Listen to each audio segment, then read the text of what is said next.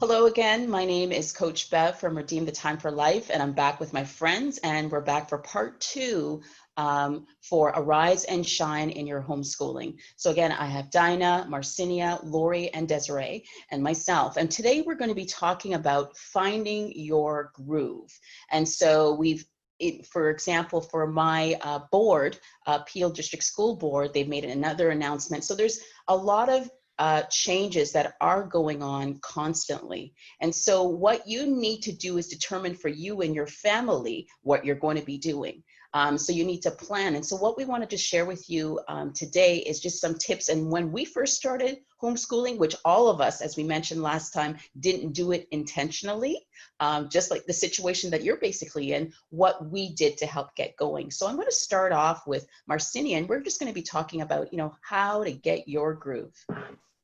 Okay, so for me, I guess when we first started off, I kind of liken it to like when you're walking into a buffet for like the very first time. I know when I walked into like an all you can eat for the very first time, the hostess is walking me in and I'm seeing all this food before me, right? And everything looks good and I want to try everything, I want to eat everything. And then when I go in and I try and consume everything, I get a stomachache afterwards because I ate too much. It's kind of like that for me when I started with homeschooling. There were so many different there's so many different options, so many different ways of doing things, and you hear about so many different curriculums, and it just seems kind of overwhelming at the same time, and trying to figure it out and figure my way through. But as I started and I met up on some good support systems, which is a key thing as well too, is finding people that are there to support you no matter which direction you try to take, right? It was more so about learning more about how my kids learned was the big thing for me, and figuring out how is this going to work for us. So it's not trying to emulate or do the same thing that someone else is doing, because sometimes we do that. When I started out, my friends were doing a particular curriculum, so I was like, okay, let's do that. But then it never works for any of my kids. So I think first is figuring out what type of homeschooler you are. They have quizzes like that. So you kind of get to learn your own personality, and then you learn, you watch your kids like we talked about last week, just spending time observing your kids and seeing how they learn. And once you kind of see how they learn, then you can find something that works with them. Everything doesn't have to be a worksheet. Everything doesn't have to be a workbook.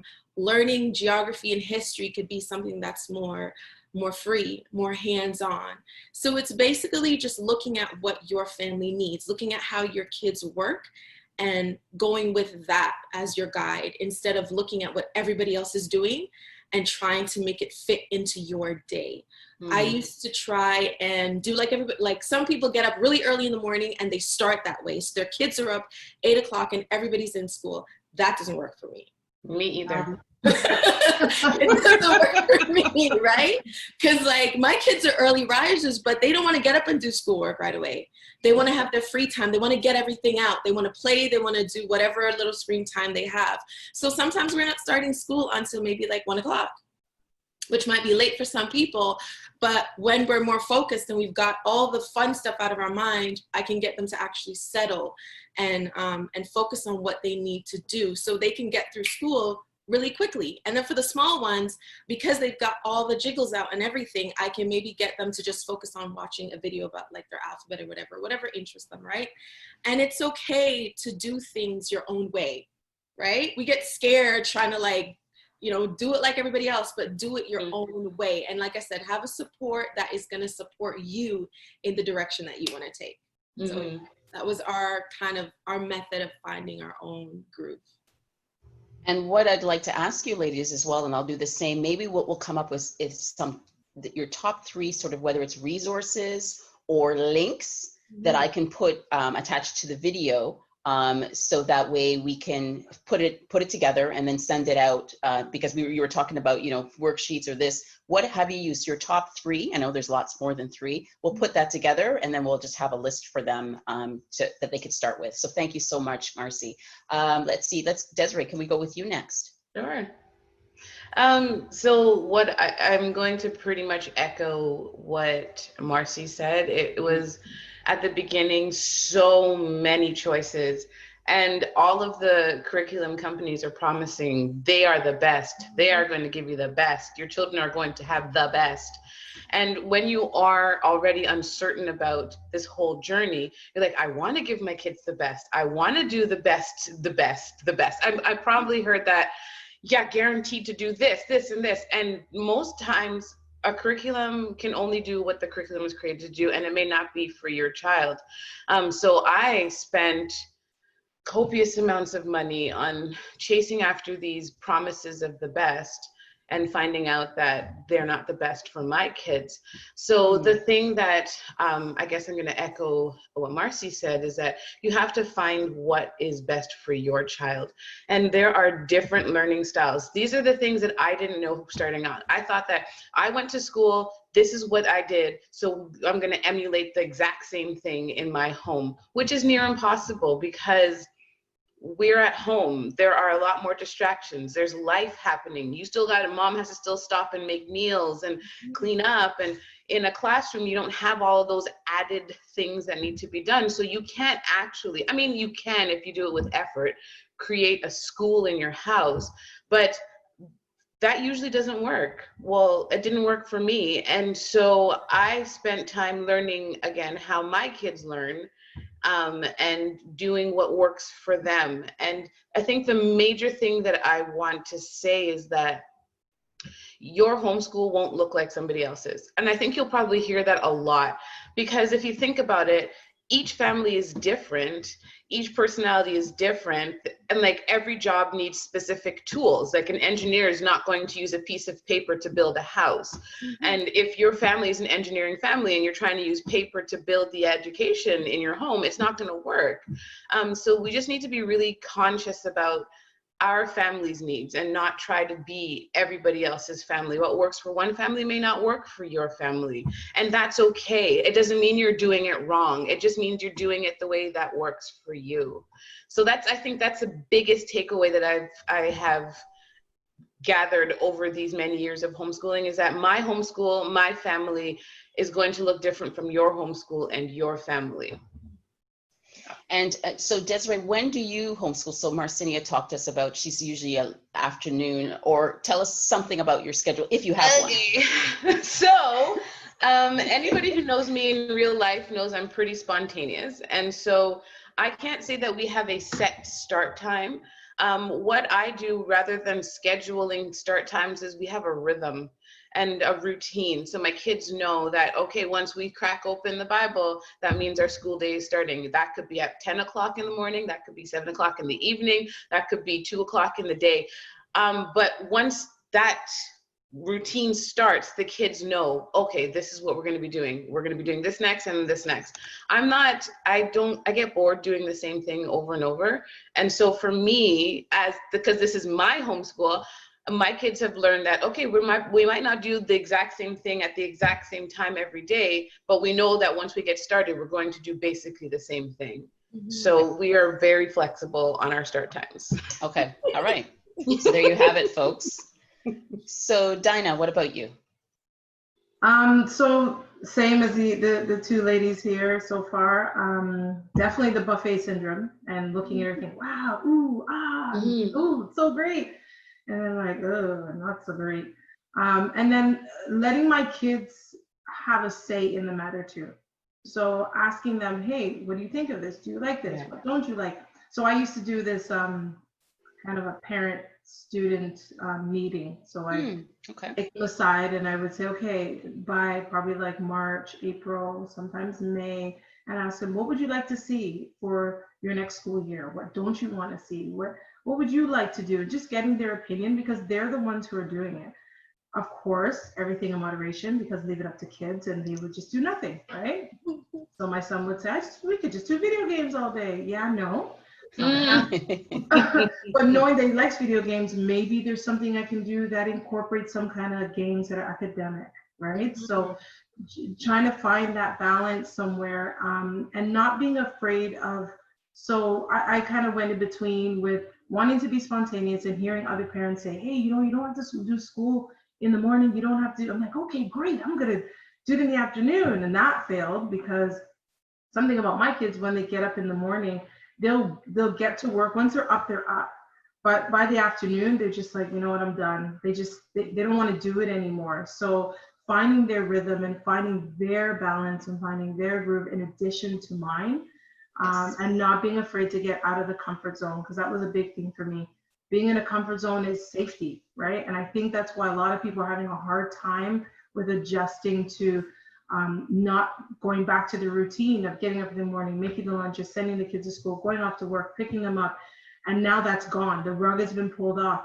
But, you know, it is okay to break out of that comfort zone, because great things can come out of that. So that's definitely something that we learn. And I do the same thing every year. I've already done it, and I've already asked them what's going on. And they're so used to it now, they're just like, yeah, okay. And before it'd be a 15-minute conversation, now it's like a 10-second conversation with them. So yeah, that's pretty much it. So Dinah, I know that you write as well. You I think it's blog, right? So how do you manage that? And I want to come back to the rest of you with the things that you're doing too. And I want Lori to sort of close it up or whatever. But how do you manage doing your work? Yeah, so because the great thing is I have control over my schedule to a point, because I write for other people. I do a lot of ghostwriting, so I blog for other people. I do a lot of corporate writing, and sometimes there's a lot of deadlines. Things are going to press the next morning, and I don't have a choice, that I need to get them done. So I have to adjust my schedule, and which means I typically get up very early in the morning. So I'm up sometimes when the sun is coming up, trying to get work done and having my quiet time. I think Marcy was talking in the last session about just having those moments in the morning. And I know this is tough for a lot of people who don't like getting up that early, especially for some homeschoolers, not mentioning any names. Love you. No, all jokes aside, it can be difficult, because I know for me it was challenging in the beginning, but I realized if I didn't have that time in the morning, first to have that quiet time, to have my devotion, get my exercise in, and get the work done, if I'm expending all this energy in the day, by the time I get to the evening and I've cooked and I've cleaned and I've done this, that, or whatnot, I'm not only physically exhausted, I'm mentally drained. And I've tried to do work late at night, and I end up looking back at it and thinking, my God, nobody's gonna hire me again. That's gibberish. My brain doesn't work like that. When you're fresh, I just believe when you're fresh in the morning, there's a difference. Like when you're ready, I think the idea is when you're ready in the morning. So I do have to get up early in the morning, get my work in. There have been the odd times I've been at the park with the iPad and making revisions and things like that. But I try not to do that. I try to be present with the kids and be there. But yeah, it's definitely an early morning thing for me, and trying to get as much done in the morning, and then having to do everything else. And then I can actually rest at night. Okay.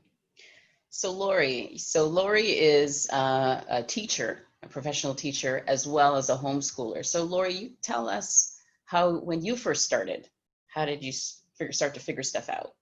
Well, when I first started, because I am in teacher mode, my thinking was 8 o'clock start time, 3 o'clock end time. I've got to have lunch breaks and then switch this subject and that subject. And that did not work. That was a complete failure, because being at home, as was said earlier, is not the same as a school days. So your first mode is to change your mindset and recognize that you're not in front of 25, 30 students. You've got your 1, 2, 3, 5, 6, whoever you have at home. It is less than a classroom. You're going to get through your curriculum quicker, but you're also not going to do the same things at the same time. Some days it may be a complete waste of time because the children aren't focused, you're not focused, things aren't working out, something's come up, and be okay with that. Be okay to just say today is not a school day. We took a PA day today, we'll pick it up tomorrow, that's perfectly fine. But I think what my need was to plan ahead, because I was never sure whether I was going back the next year. And I needed to know that, okay, if they're going to be back in school, then I need to make sure that this year covers some specific things. And we're also an appeal board. with the Peel board, as with any other board, you have curriculums that you cover for the year.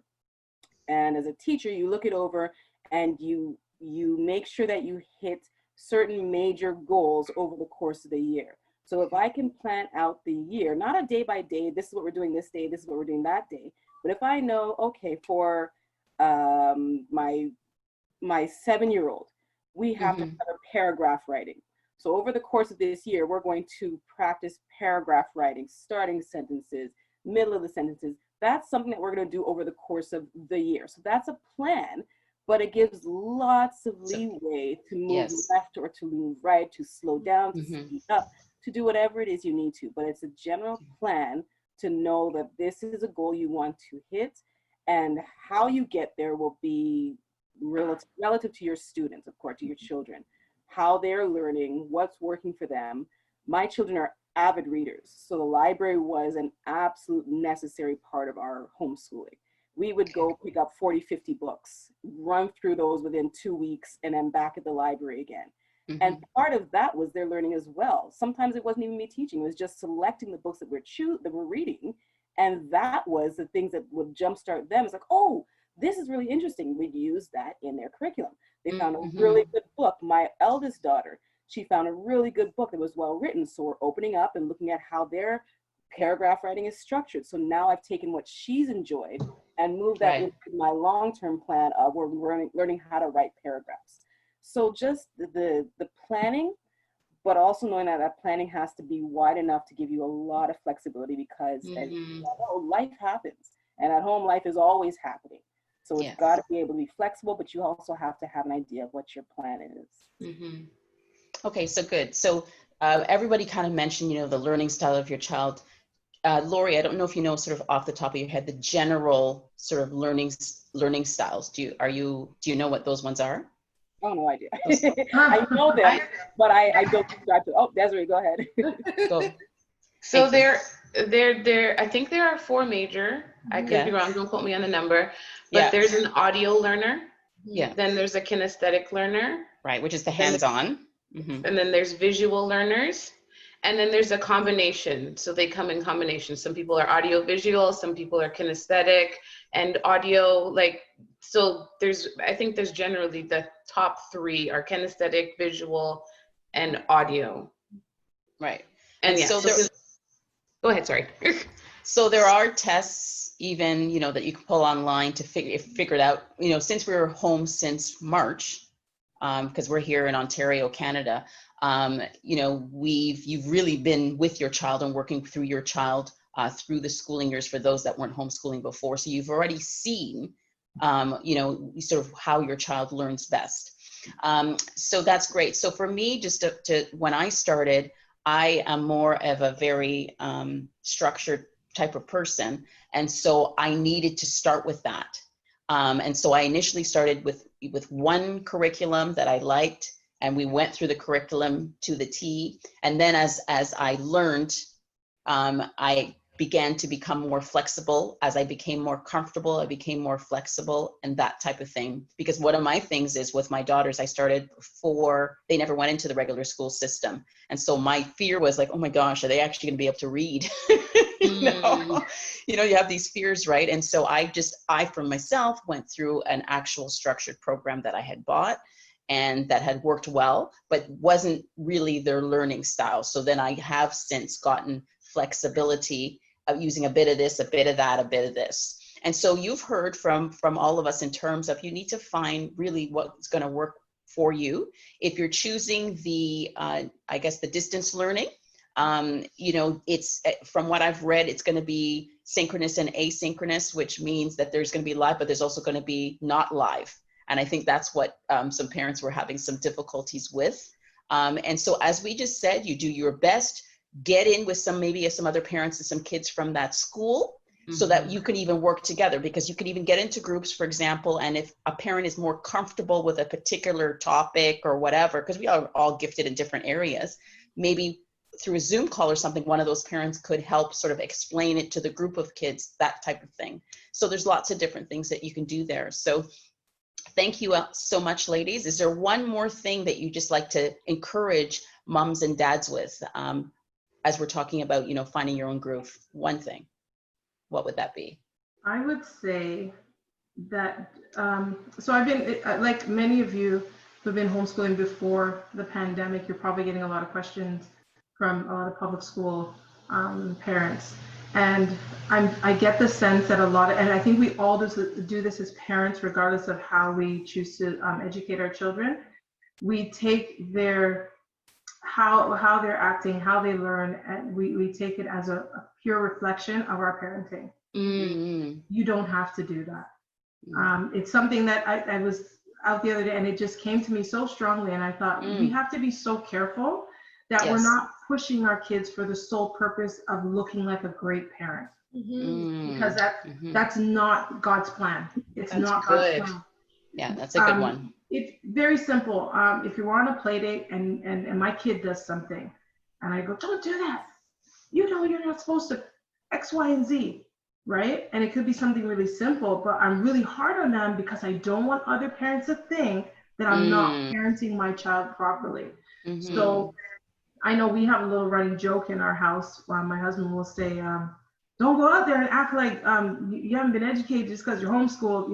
Don't act like you don't know what 1 + 1 is, because as when you're homeschooled, they will look more on you and like, oh, do you know this? Do you know that? But no one does that when you go to public school, right? And so there's a scrutiny, and I quickly got rid of that, because I'm not going to let things like that reflect me as a parent. That's like saying for everyone who's ever committed a crime, it's because their parents, were awful. And that's not always the what's always happened with them. It's usually there's all kinds of variables. If your kid can't read and they're 6 years old doesn't mean you're a bad parent. Right? You can't write properly, you're not a bad parent. You do the best that you can with what you have. And it's okay. So I have a really academic son who you could literally put any curriculum in front of him and he will get it. Then I have, and he's never been to school. So I'm thinking, hey, I'm a good parent. I know how to homeschool. I taught my son how to read. Hey. And then my other child comes, my last child, I'm like, okay, I got this. I know how to do this. Go through the alphabet. I say, okay, honey, what letter is this? And she says, 2. Yep. I'm like, okay, it's gonna be a different season. That's it. That's it. You know what I mean? So our kids are so different. We can't put them in a box. We know this. I think we know this as parents, but when it comes to academics, some kind of way, we make it harder because we want our kids to be the best and show the world that we're great. Not that it's really about us. And that was a hard thing for me to admit that I didn't want to look like a bad parent. Right. So I just want to share that, because I'm not pointing fingers. I'm actually like man in the mirror syndrome here. That was me. And when that really came, I was like, okay, I really have to tone it down. It's, so are you okay if your son says he wants to be a mechanic and he doesn't want to go to college or university?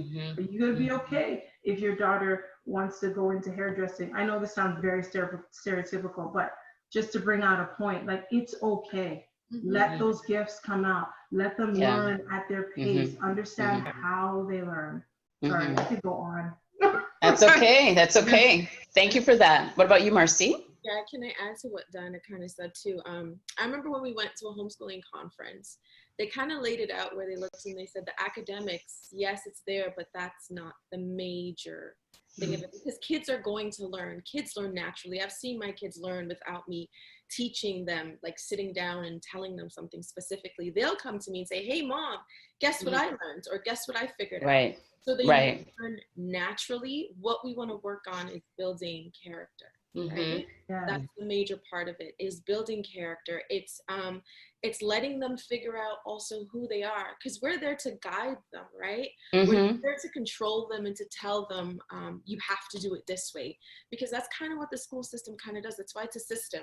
Everybody's kind of funneled into the same way, or pick university, pick college, and it's like there's nothing else. So we want our kids to kind of, homeschooling to me, it's kind of helping them kind of figure out what's already inside of them. So I watch kids. They're really, Ethan's really in love with Legos, and he's got like this engineer mind of figuring things out and everything. And so university or college may not be the direction for him, depending on how he works with his hands. Whereas Malachi might be going in that direction, right? And Leanne and Josiah, it's still there to figure out. But what it is, it's pulling out their gifts, allowing them to recognize their talents and what's special about them individually, and building those things, and not so much saying, okay, you have to be this. Ask them what they like doing. Ask them, how do they feel about this subject? How do they want to learn it? So it's really figuring them out and guiding them through that, and not so much controlling them and telling them how to do things. Okay. Thank you so much. Lori, what about you?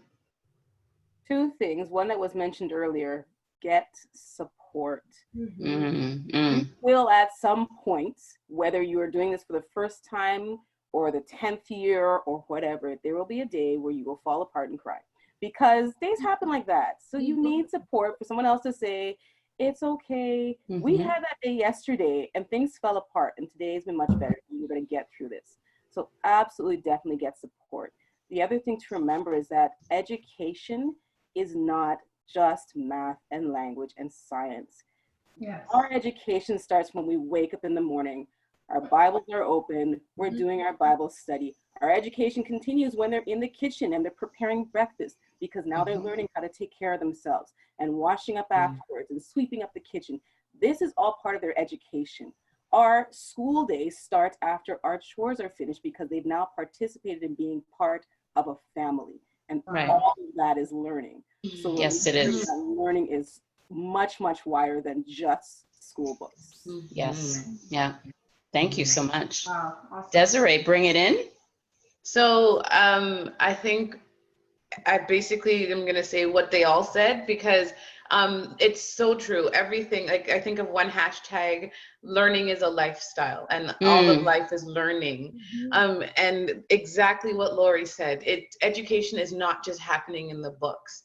Education is from the moment you wake up to the moment you go to sleep. We're talking about attitude. So if we're talking about conflict management, if we're talking about sibling rivalry, all of those are opportunities for learning, right? And so sometimes we get hung up on the thought that academics is the main thing. And it actually isn't. Like Marcy said, character. If you have a really smart child with a really dopey character because it hasn't been established properly, then all you're creating is somebody who's nobody's going to want to work with, right? Because their character sucks.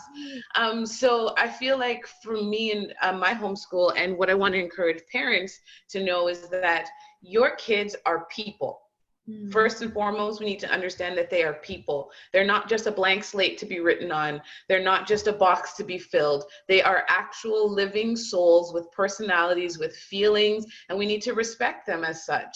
Sometimes they're not going to be able to do something because they're having a bad day. We all have bad days. And sometimes we look at children and are like, no, you got to do what I tell you to do is what we're going to do. But do we like when people talk to us like that? No, nobody likes to be told what to do. So I just want to encourage the new homeschooling mom, your kid's going to have bad days too, just like you do. And we just need to respect them as people. And if they're struggling, give them a moment to struggle. If they're crying, give them a moment to cry. If they need a hug, give them a hug. Because if your children know that you support them in all of their phases of emotions, they're more likely to respond to you when you want to teach them something out of the books. So relationship is king. It's king. So there you have it, folks. So thank you again for joining us, and stay tuned.